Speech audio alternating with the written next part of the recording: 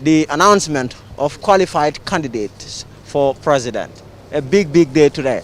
Today, all the candidates who filed their nomination will land their fate. Today, they will all know their fate as to where they stand, where they are qualified to stand and contest the next month's presidential election or not. A massive over 2 dozen leaders all submitted their nomination credentials to officials of the Independent Electoral Commission. There was a vetting exercise today, which started at 8 a.m. and ended at 12 p.m., where the public had a chance to view the documents that have been presented by the leaders who are all interested in this job. So the election is coming and coming fast, just a few weeks to go. So the vetting is done. Now what is going to happen here is a press conference by officials of the Independent Electoral Commission, headed by their leader, Aliou Momar Njai. They will tell us who is qualified in terms of the documents, the requirements, and who is not. I have Basamba Drame. I will also be joined by Bankamane a little later. Basanga, thank you for being here. Thank you, my brother. So as we are await the arrival of the IEC officials for this press conference, today is the announcement. Everyone, the leaders will get to knowing whether they are qualified or not. What do you make of that? What an interesting day for Gambian politics. What a test for our democracy. I think for the first time in the history of Gambian politics, something like this, an anticipation of this level have never been seen in Gambian politics. The media houses, every media house is allowed to give a coverage on the whole process from nomination from nomination to public scrutiny up to the last day today. And all of our viewers, are interested in the outcomes of this. I don't know whether to call it approval or disapproval, or I don't know how to call it, but I think Gambians are very, very, very, very concerned about the outcome of the selection of, and I'm sure that we have over a dozen of candidates who are running for presidency. But then this is the crossing point. If you cannot make it here, there is no way. And I think of course, Lamin, a lot of these candidates were here today this morning. They wanted to know. Because there were a lot of. So a lot of the candidates were here themselves. Yes, this morning. Yes. And then they wanted to know because like a lot of rumors online. People were like, saying that some other candidates are not qualified. And it's like okay, they were passing, sending their informants to come and see whether information were leaked or not. But at the end of the day, I think 5 o'clock today is going to be a big determinant in the Gambian history. So in terms of the public scrutiny there, in terms of the way the IEC went about it, I have seen journalists complain that they were giving people only 5 minutes. No recorder is allowed. You are not allowed to bring your camera in. You are not even allowed to enter with your notepad to make jottings, especially regarding some of the documents, for example, the assets declaration. I have seen some people. I think that also gave some of the reporters some issues in terms of reporting how much some of the leaders are worth. For example, President Barrow, you have some that are reporting that he's worth over 200 million, and then you have these other reports that are saying 50 million. I think IEC, they have their standard procedures. They're following their procedures. I don't think the public scrutiny would be that extensive.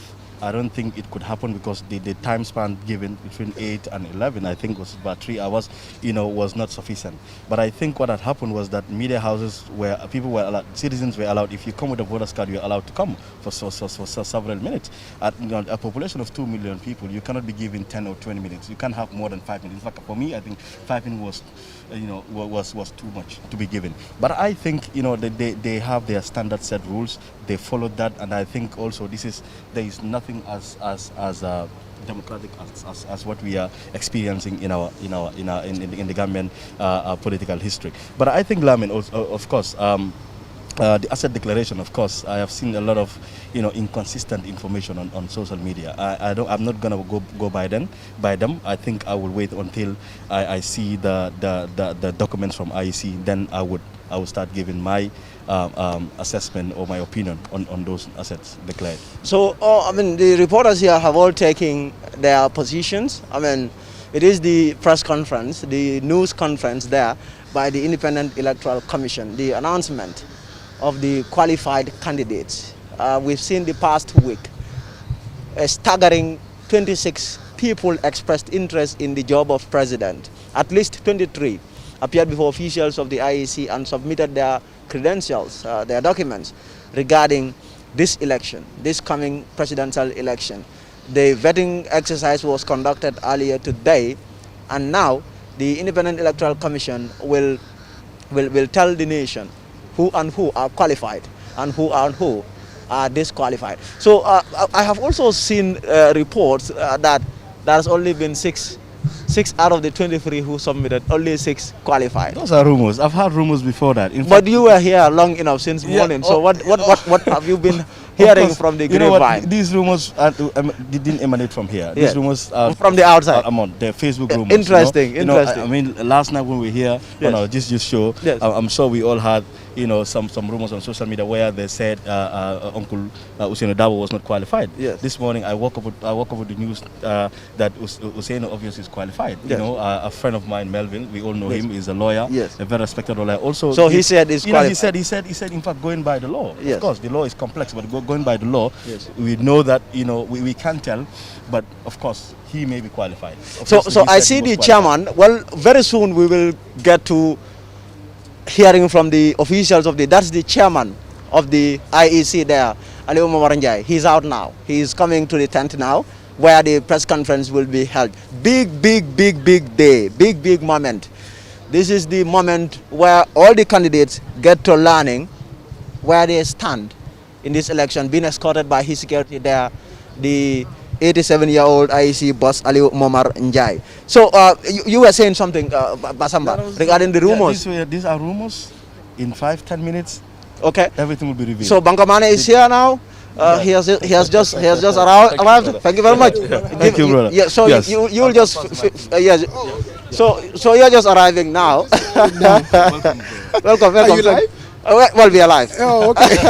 You guys are big day. Big day. Yes. Who and who do you see qualified, and who do you see? No, that's so hard to tell because I mean, you have to understand there are requirements here that have to be met. And so individually, everyone has to make sure that they meet those requirements. Yes. And most of the time, these actions are taken by the individual to meet the requirements. Let's say, for instance, you are a dual citizen. Have you relinquished one of your citizenships?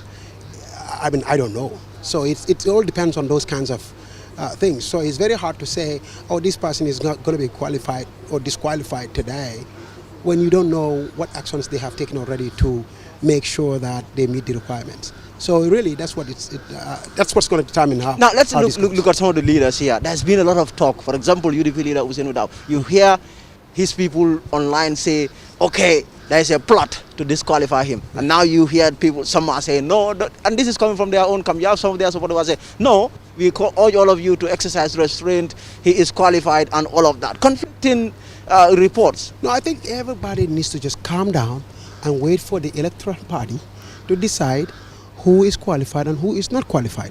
What we cannot do is to preempt these processes. In other words, people coming out and saying, yes, he's qualified or he's not qualified. I get it, it's political season.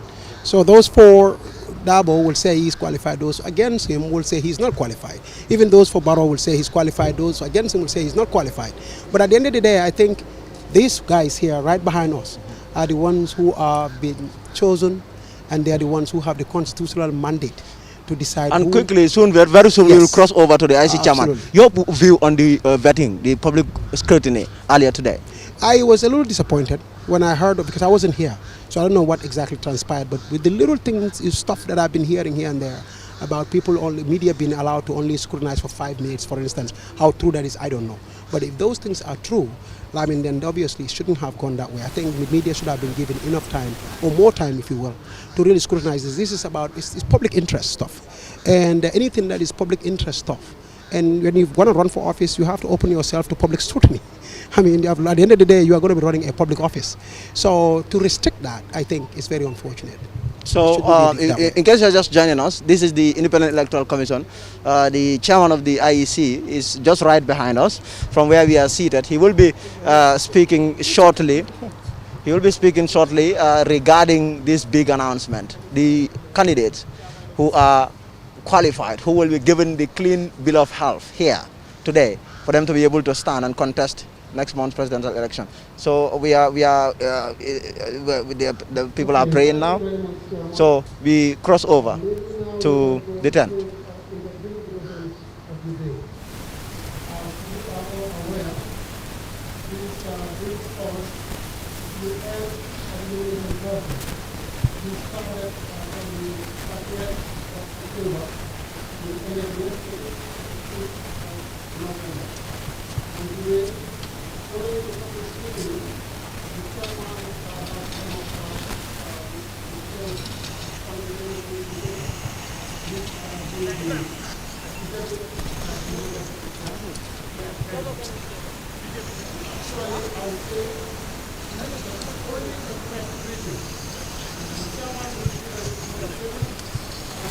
Michael somebody.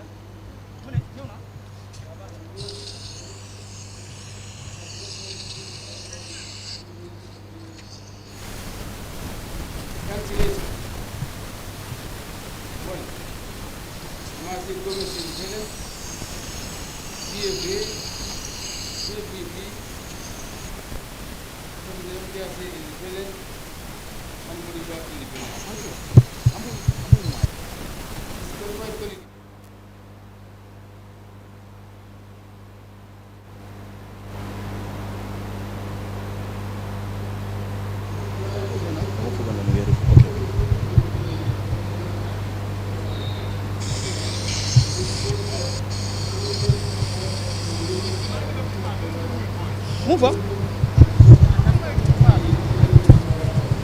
Dawal moom muutuma ko di.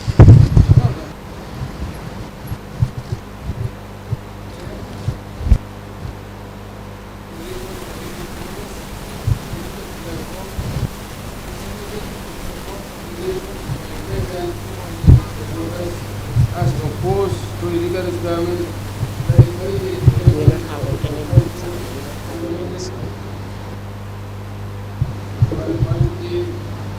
of the fourth schedule by not less than 5,000 voters whose names appeared in the register of voters, with at least 200 voters being drawn from each administrative area. Joseph Henry Diouf nomination is hereby rejected in accordance with Section 47(1) of the Elections Act. 2. Mary Stoke independent.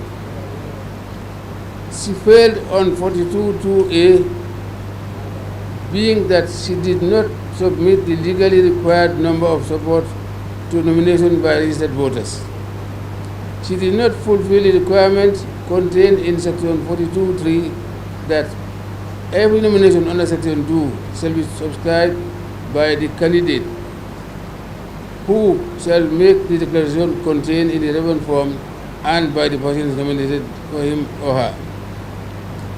She did not submit a signed code of conduct ethics as per Section 92(2) of the Elections Act. She did not submit the assets declaration form as per Section 42(7) of the Elections Act. Mary Stoke's nomination is hereby rejected in accordance with Section 47(1) of the Elections Act.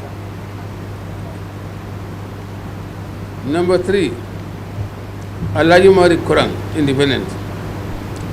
He submitted nomination forms in the name of an unregistered political party, namely GYC Change.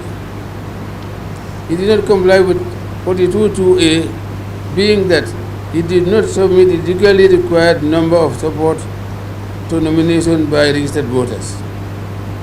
Alhaji Muhammad Kurang's nomination is hereby rejected in accordance with Section 47(1) of the Elections Act. 4. Ibrahim Atawaromane, Independent. He submitted symbol in the name of an existing political party, PAP. He did not comply with Section 42(2)(a) of the Elections Act, being that he submitted support of nomination by less than 5,000 registered voters. Our Mane's nomination is hereby rejected in accordance with Section 47(1) of the Elections Act. 5. Mumoduba, Independent. He did not comply with Section 42(2)(a) in the sense that he submitted support of nominations by less than 5,000 registered voters only from West Coast region and none from other administrative areas. Moduba's nomination is hereby rejected in accordance with Section 47(1) of the Elections Act. 6. Bankole Yao Jojo Ahadse. He did not comply with Section 42(2)(a), being that he submitted support nomination by less than 200 registered voters from some administrative areas. Bankole Yao Jojo Ahadse's nomination is hereby rejected in accordance with Section 47(1) of the Elections Act. 7.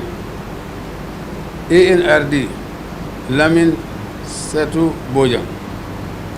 He did not comply with Section 42(2)(a) in the sense that he submitted support of nomination by less than 5,000 registered voters. Lamin Satu Bojang's nomination is hereby rejected in accordance with Section 47(1)(a) of the Act. 8. DMC, my party, my Ahmed party. He has not complied with Section 42(2)(a), being that in Banjul administrative area, he submitted the support of nomination by less than 200 registered voters, as opposed to the legal requirement that the candidate for election to the office of President shall be nominated in the prescribed Form 1A, Form 1 Part A of the fourth schedule by less than 5,000 voters whose names appear in the register of voters with at least 200 voters from each administrative area. My Ahmed party is hereby rejected in accordance with Section 47(1) of the Elections Act. 9. Muhammad K.S. Kamara, Independent. He did not comply with Section 42(2)(a), being that he submitted support of nomination by less than 5,000 registered voters. He did not comply with Section 42(3) of the Elections Act, that he did not submit a declaration contained in the relevant form. He did not comply with Section 42(7) of the Elections Act, that he did not submit his assets declaration on a legally presented form. He did not submit his code of campaign ethics and thus not comply with Section 92(2) of the Elections Act. Muhammad K.S. Kamara's nomination is hereby rejected in accordance with Section 47(1) of the Elections Act. 10. CA Ismail Sise. He has not complied with Section 42(2)(a) in that in Banjul administrative area, he submitted the support of nomination of less than 200 registered voters as opposed to the legal requirement that the candidate for election of the office of President shall be nominated in the prescribed Form 1 Part A of the fourth schedule by not less than 5,000 voters whose names appear in the register of voters with at least 200 voters from each administrative area. Ismail Sise's nomination is hereby rejected in accordance with Section 47(1) of the Elections Act. 11. Ganu, JNU, Sheikh Tijan Haidara. He has not complied with Section 42(2)(a), being that in Banjul administrative area and Mantago area, he submitted the support of nomination by less than 200 registered voters respectively, as opposed to the legal requirement that the candidate for the election of the office of the President shall be nominated in the prescribed Form 1 Part A of the fourth schedule by not less than 5,000 voters whose name appear in the register of voters with at least 200 voters from each administrative area. Shizgan Haidara's nomination is hereby rejected in accordance with Section 47(1) of the Elections Act. 12. Gap. Aliu Sow. The nomination of Aliu Sow is hereby nullified by the Independent Electoral Commission due to the fact that forgery has been detected on the support nomination form. This is classified as an offense in Section 112A of the Elections Act. Aliu Sow's nomination is hereby rejected in accordance with Section 47(1) of the Elections Act. 13. Sheikh Matar Nyang, independent. He did not comply with Section 42(2)A in the sense that he submitted support of nomination by less than 5,000 registered voters as opposed to the legally required number. Sheikh Matar Nyang's nomination is hereby rejected in accordance with Section 47(1) of the Elections Act. 14. Papa Fall, independent. He has not complied with Section 42(2)A of the Elections Act, being that in Manchakungu administrative area, he submitted the support of nomination by less than 200 registered voters, as opposed to the legal requirement that the candidate for the election of the office of president shall be nominated in the prescribed form 1, Part A of the fourth schedule by not less than 5,000 voters whose names appear in the register of voters with at least 200 voters from each administrative area.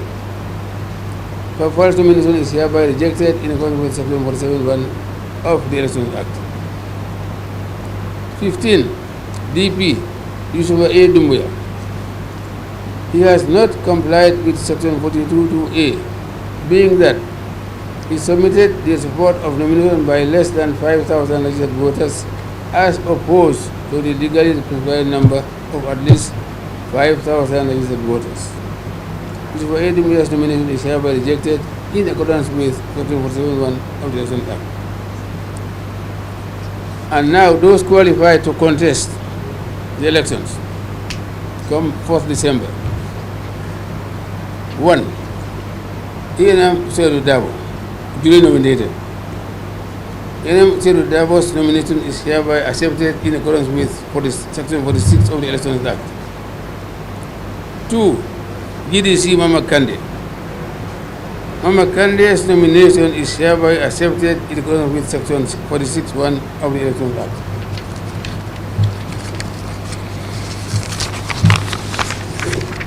3.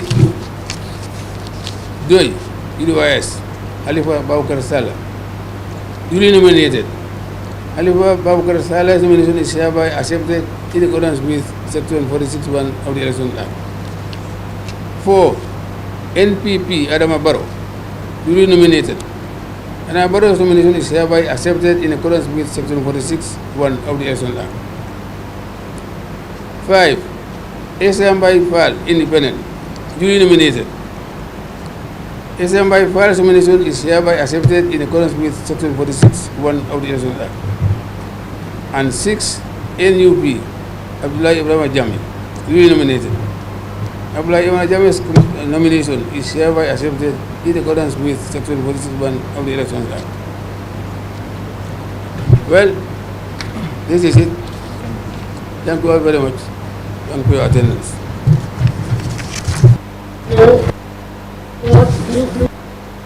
Thank you.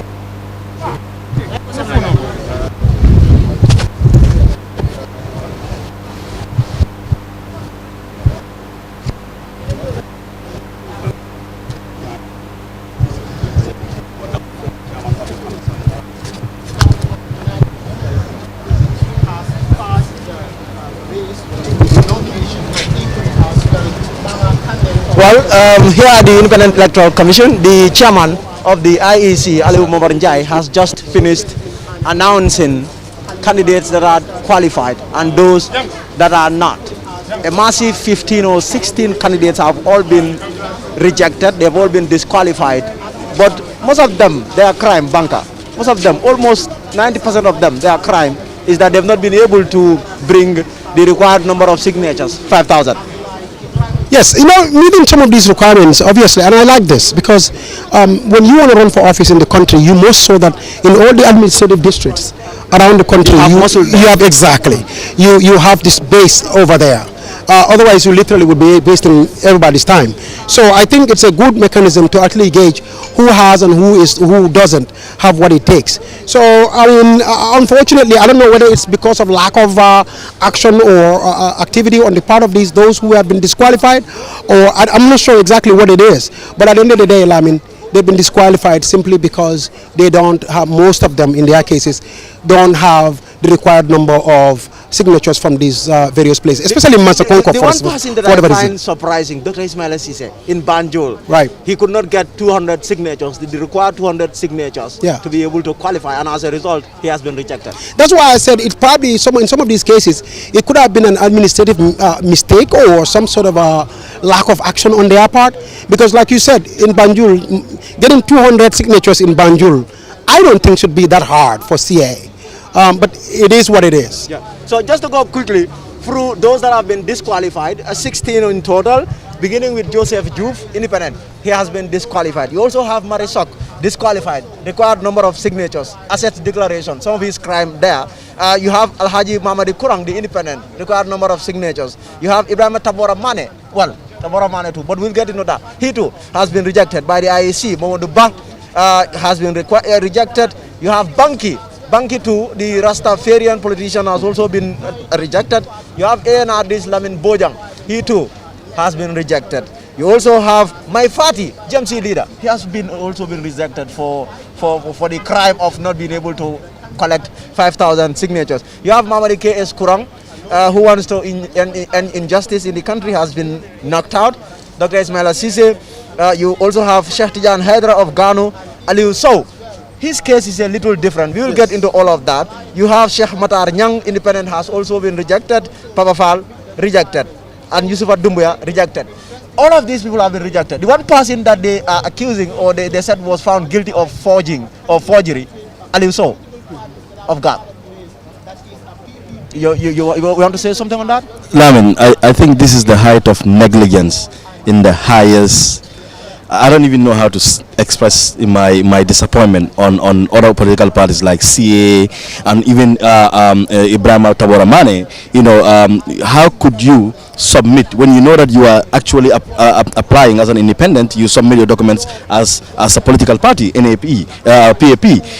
These are small things. If you want to run for office, obviously want to run office, you have to be serious with small detail, attention to details. I mean, these are little details that you need to pay attention to. Just nomination forms. If you have supporters, why are you sort of 200 or 100 supporters? Just 1 or 200, and you want to run for president, Lamin, just look at the requirements. I know the case of Gab is very different. Yes. Forgery for me is the height of, what I mean. It's like when he said forging, it's like what. I want to dwell into that. I want to go into detail to find out what exactly did they forge. Whether they forged nomination papers, or they forged academic papers, or they forged other asset declaration.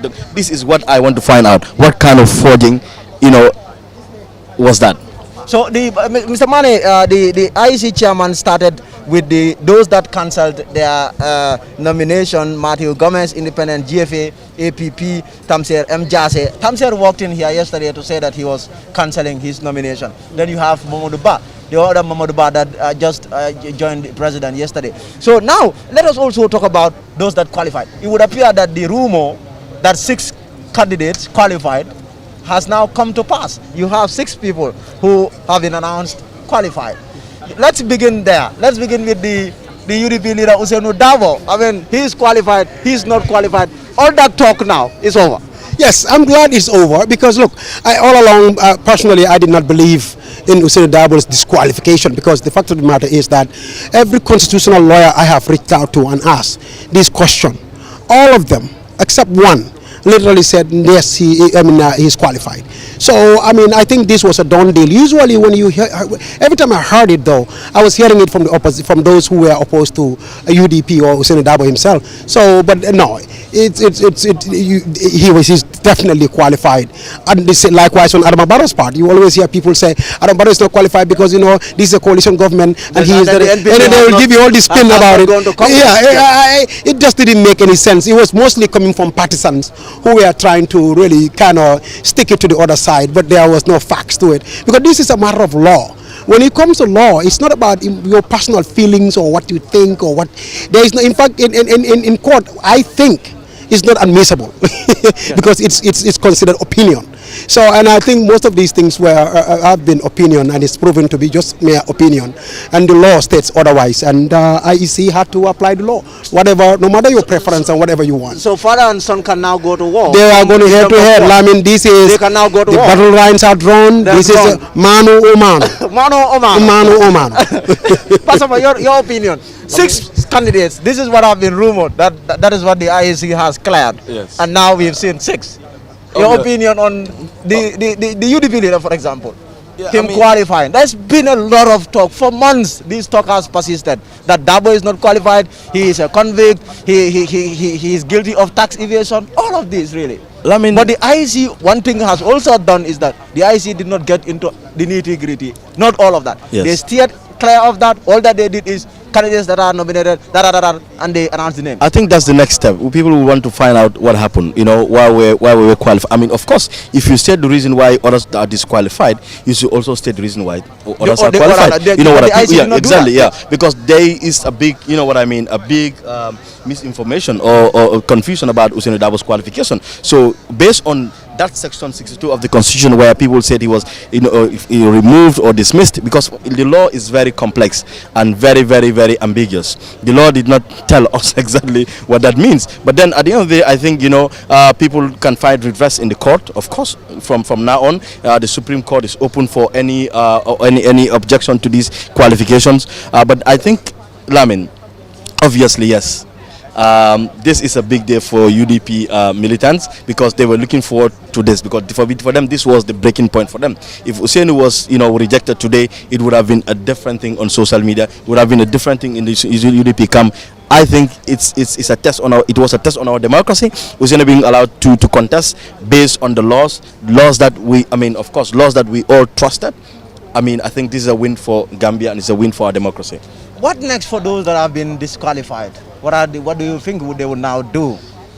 I think, Lamin, the leverage. Because these are all people. It's staggering 90% of all of them could not even collect 5,000. They no more have. So that is bad. They no more have any leverage. Their leverage would have been, I'm qualified. I'll support you. I'm pulling out. I'll support you. Oh, a day before this day, 2 days before this day, after their nomination, before their nomination, they would have joined, a team that they thought would win. You know what I mean? That would have been, for me, an existence for them still. But going up to the last day and you are not qualified for complex, small reasons for, Lamin, this is, like I said, is the height of, I don't even know what to say.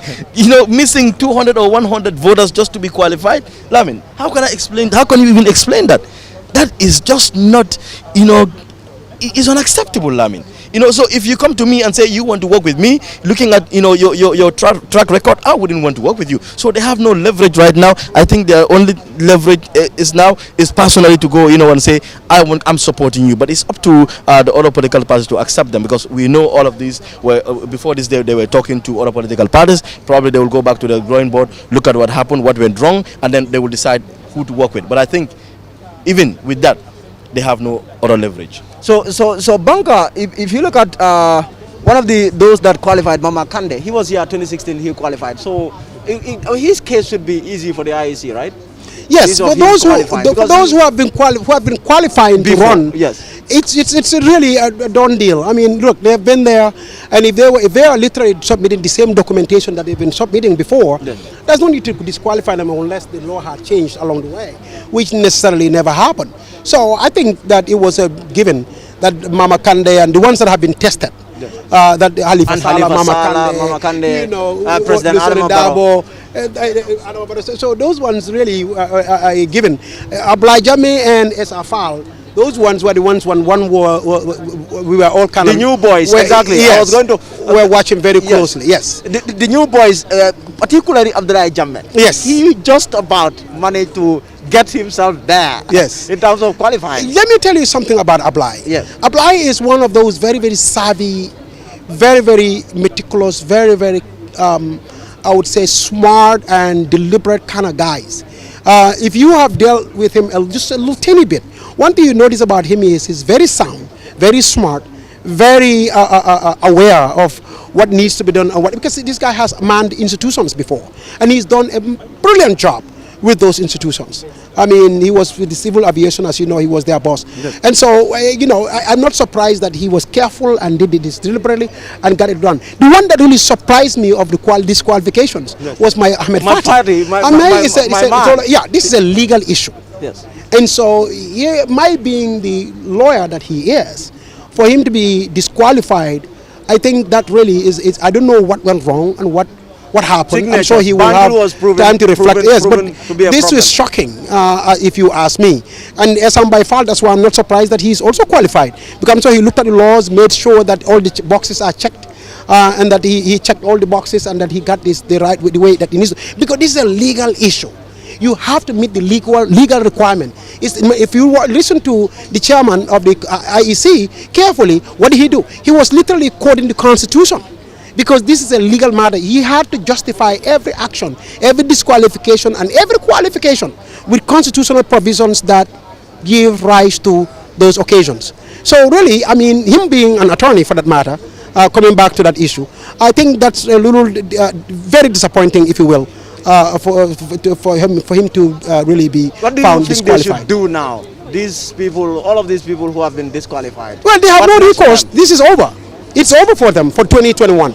So probably maybe endorse somebody and you know, hitch their wagons onto another vehicle somewhere, and you know, to stay relevant and you know, maybe reflect on what they need to do. So I'll also moving ask forward. you this that I ask Basamba. The issue of those that were disqualified, the IEC chairman did mention or did give the reason for why they have been disqualified. Yeah. For those that he said have passed the test, he didn't give any reason. No, because if you listen very carefully, he is quoting the Constitution of the Republic of the Gambia.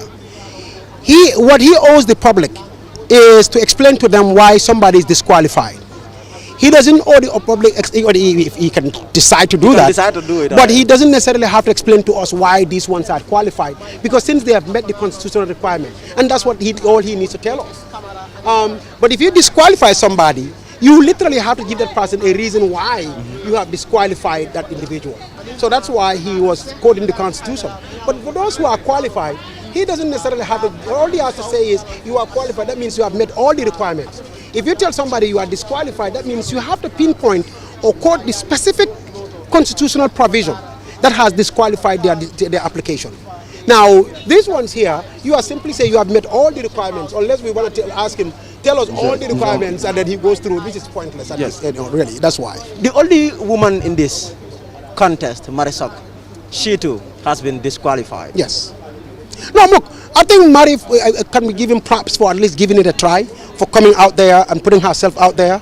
I mean, you know, a woman running for high office in this country, I think she has proven that that's not an easy feat, by way of, you know, the way people perceive those things and the cultural issues involved, as you know, and obviously the name calling that she had to endure. She is brave. She gave it a good fight. She should be proud of herself. She gave it everything she got. Now, these qualifications here, sometimes with these things, you have to go back to your staff and then determine who did what, when, where, and then really kind of go back to the drawing board and see what went wrong. And maybe next time you can get it right. So, see, if I were, what my advice to her is, hold your head up, held high, way high in the sky, because you have given it everything you got. Yes, you have failed, you have come short, But again, it is what it is. You have a chance. As long as there is life, there is hope. Basamba, what's your view on my party, the barrister? I mean, it's so unfortunate. I think the thing is, my party never contested on the GMC. I think also that is a determinant factor because if looking at this disqualification, I just was wondering on thinking, I was like, okay, if Usainu Dabo was disqualified, it means that UDP were disqualified, which was like going to be a bizarre, like no, it's not going to happen. So I think. My father didn't test the waters. He never contested on the GMC. You know, of course, this mistake is expected. Of course, like CA as well. But PDIs, for instance, they've been here. They've been contesting. Like Banker said, they've been submitting the same nomination. Credentials. So obviously, they have the experience and they would definitely qualify. I think this was a matter of experience, and those that tested the waters before made it. Mari Lamin. I mean, she's an independent candidate. I mean, of course, we're looking at the basis of her disqualification includes asset declaration. I think, So I mean, of course, that was scrutinized thoroughly, and then justification was given why she was not accepted. I think she will go back to Rome. Like Banka said, we should be proud of her. She was the only. She's my sister. She was the only lady that came through and then showed interest. I think for now. Like I said, they no longer have any leverage. Now, like I said, 2021 is over for them, but they should be proud of themselves. But people like my party, come on, Lamin, I am very disappointed. How about Abdullah Jammeh? He just about, Esa Fall you can understand because you could see that Esa was gaining support. He was a fast riser. But the quiet Abdullah Jammeh has managed to put his name on that list of qualified candidates. I mean, for me, like I said, this is about paying attention to details. Abdullah Jammeh, NUP, I'm so he was one of those that were on coalition talks with CA. Imagine, CA initiated these coalition talks. Abdullah NUP was invited. You know what I mean? What happened? CA disqualified. He's qualified. For me, it was about the experience, paying attention, being determined, understanding the game, and understanding, the protocols involved. That was it. For me, on the side of CA, for me, I would just say was negligence to the core. That's it. Thank you, Basamba. So, this is the IEC. We were bringing you a live coverage of the announcement by the Independent Electoral Commission buses. That is the qualification of candidates for president, the election next month. So you have 23 candidates. 15 of those candidates were all disqualified today. Their names were published, read that they did not meet the required conditions. And so they've all been rejected, save six, except 6 of the candidates. President Adama Barrow, UDP leader Usainu Dabo, Mama Kande, Doi leader Halifa Sallah. You also have the new entrants, Esa Fall, Abdullah Jammeh. So these are the people who have qualified and who will move to the next stage, which is campaign. Campaign begins next week. So these are the candidates that will be campaigning ahead of the election in December. So that is the situation here. I mean, there's been a lot of talk since nomination began last week. There's been a lot of talk as to who was going to qualify and who wasn't. But today, that has just been made clear. Thank you very much for being there. Until then, my name is Lamin Jai.